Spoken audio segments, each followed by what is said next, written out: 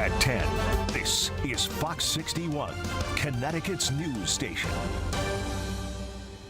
We begin in Groton tonight, where an entire neighborhood of people is racing against the clock after being forced out of their homes. Thanks for joining us for the Fox 61 News at 10. I'm Brent Harden. And I'm Sarah Sanchez. These evictions are happening even though these tenants haven't missed rent. A New York company recently purchased the land for development, and this essentially leaves people who call this property home scrambling to find a place to live. Fox 61's Jay Garcia has the story tonight. Families living in these rental homes here on Ivy Court in Groton are being forced out of their home, many of whom have lived here for years and are now scrambling to find an affordable place to live and may have to leave town after they were sent a letter saying they have 30 days to move out or be evicted just because. Because each one of those houses on Ivy Court has 3 or 4 children in there. They have elders in there, 60, 70. From 8 to 80, everyone has been affected here. Emotions running high as families question what their future holds after their leases weren't being renewed. Of course, we were in a tizzy, like, where am I going? We've been here for 8 years. My kids go to school at the Groton school systems, and we were just in shock. With the 30 days coming to an end this week, some are turning to the courts to get extra time. Some town leaders are looking to see if they could make a change at the local level. We're looking at ways as a town to maybe enact, if an ordinance is possible, I'm not sure, I'm doing more research, but a way that we can say that you need at least a 90-day notice. A 30-day notice to get out of what is an affordable housing, to find affordable housing when there's not any, is not enough time. Ehlers was lucky enough to find a place in town for her family to live, but residents say this highlights the need for more affordable housing near the shoreline. Groton needs affordable housing. There isn't any. In the search these last couple weeks, there are none. Advocates say this is a growing trend across the state, and it's mostly impacting people of color. Now it's really coming home to Connecticut, a process of gentrification where, historically black and brown neighborhoods are being displaced. People are being forced out of their own hometowns in order to bring in higher income and higher paying renters, and also just to take advantage of the extremely tight rental market that all renters in the state are facing. Tenants rallied over the weekend, calling on state lawmakers to expand protections. Connecticut currently protects a small number of tenants from this kind of forced displacement through our current just cause law, but most of us are vulnerable to this kind of,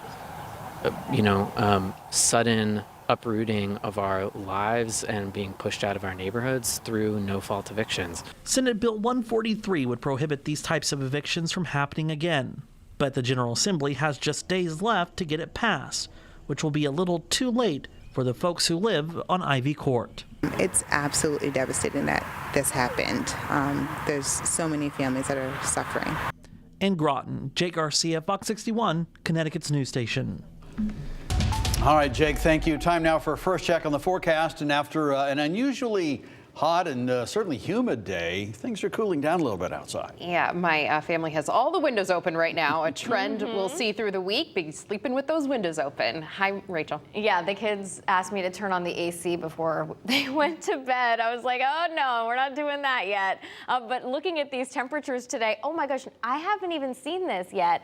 Danbury hit 85 degrees. I believe it. 81 in Meriden and near 80 degrees for Hartford and also for Windsor Locks. Without a doubt, this was the warmest day that we have seen so far this year, but the warmth is one and done. We're already seeing the numbers beginning to tumble, and it will be cooler the next couple of days. Although there is nothing on the radar right now, we will kind of see showers almost blossom out of nowhere overnight, a couple of spotty showers. That's 1, 2 a.m. And it is possible that we see a passing shower tomorrow morning too.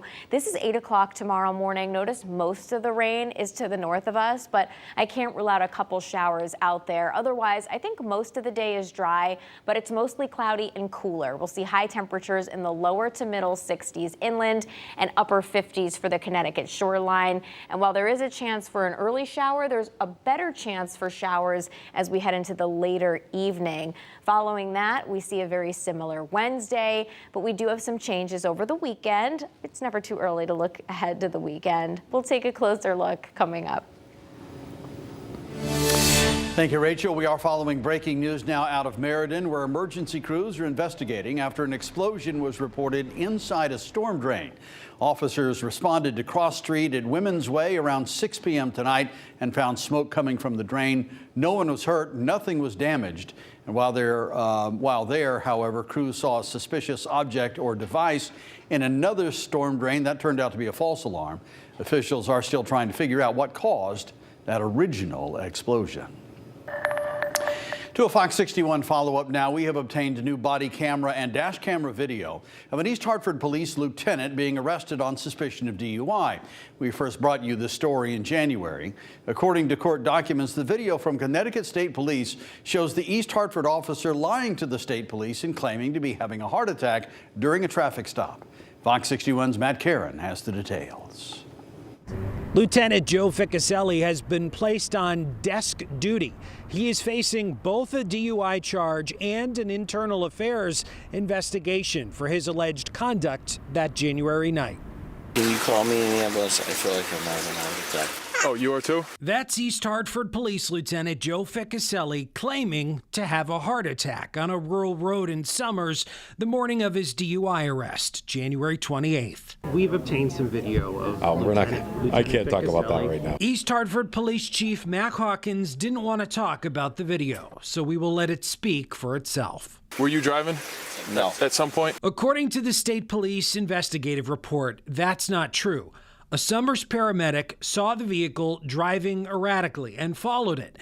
He reported seeing Ficcaselli swap seats with his friend, retired Sergeant Robert Pronovost. Ficcaselli telling the paramedic to F off and dropped his phone in the road. Troopers recovered it shortly afterward. If you look through my phone, you're going to have a problem. Am I? You're threatening me now. You're going to have a big problem, dude. Don't threaten me, dude. According to the video, state police didn't know Ficcaselli was a law enforcement officer until finding his badge in a lockbox under the driver's seat. Oh, shut the up. You got that explains it all. What cop? Where? East Hartford. Ficcaselli was eventually taken to the hospital where, according to investigators, he initially refused treatment and a breathalyzer, at one point continuing to berate a state trooper. You're 50-something years old and you don't know your social. I'm not 50, by the way. I'm 45, okay? And I'm a lieutenant, and I don't know what you are. I'm going to embarrass the two of you at court. I hate to tell you, but I'm gonna. Have a nice day. Except it was Ficcaselli who may have felt embarrassed in court. Judge Kathleen McNamara telling him, "You should be ashamed of yourself, and I've never seen such an elaborate attempt to avoid doing a field sobriety test." Back to East Hartford Police Chief Mac Hawkins. Are you aware of this video, and what are you doing to hold him accountable? I can't answer that question at this time. I have to finish reviewing the initial report from Internal Affairs Division. It's still under investigation. At the conclusion of the investigation, I can answer that question. Thank you. Is it conduct becoming of a law enforcement officer? I can't answer any more questions at this point. What do you want the public to know? And that is around the time that the public information officer got in between the chief and I and escorted the chief behind closed doors. East Hartford Mayor Connor Martin did send Fox 61 a statement that says, quote, "It is important to me that the actions of our officers either on or off duty reflect the hard work and values of the East Hartford Police Department." They added that this internal affairs investigation is expected to be completed sometime within the next month. And the judge says she wants to see the result of that investigation before deciding what to do about the DUI charge. Reporting in East Hartford, outside the public safety complex, Matt Caron, Fox 61, Connecticut's news station. All right, thank you, Matt. We also have new video showing the moments leading up to a police shooting in Naugatuck where two officers fired at a man holding a knife. It happened at Bombers Pond on Thursday. We're told the officers got into a confrontation with 24-year-old Kyle O'Kreen near a picnic table. Police tell us O'Kreen moved toward the officers with the knife and ignored their commands to drop it. Put the knife down! Now! Down. Put it down! You're gonna get tased! Taser, taser, taser! Ineffective. O'Kreen continued toward the officers with the knife, and the two opened fire. O'Kreen was taken to a hospital, and we are told he is in stable condition tonight. The Inspector General's office is leading the investigation into that shooting. New Haven police are looking for a driver accused of hitting a pedestrian and then taking off, leaving the man to die. This happened in the area of Whaley Avenue and Brownell Street just last night before 9:30. Officers found a 70-year-old man with injuries. He was taken to the hospital where he died. Police are asking anyone with information about the crash to give them a call. Well, a New York man faces serious charges tonight after police say he threatened to kill everyone inside a Connecticut hotel. Groton police got a 911 call from workers at the Baymont Inn who said Jonathan Jean-Pierre became violent and started swearing at staff members when they wouldn't let him into a room that wasn't ready yet. When a hotel guest tried to intervene, Jean-Pierre allegedly pulled out a knife and held it up to that person's neck. And that person wasn't hurt. No one else was either. Police took him into custody when they arrived. State officials say they're cracking down on people driving ATVs at an area popular with hikers. Larkin State Park Trail runs 10 miles through 4 towns starting in Naugatuck. Officials say they've been called several times about people on ATVs driving dangerously. Well, the Department of Environmental Protection says these vehicles are not allowed on the trail at all. It's only open for pedestrians and horseback riders.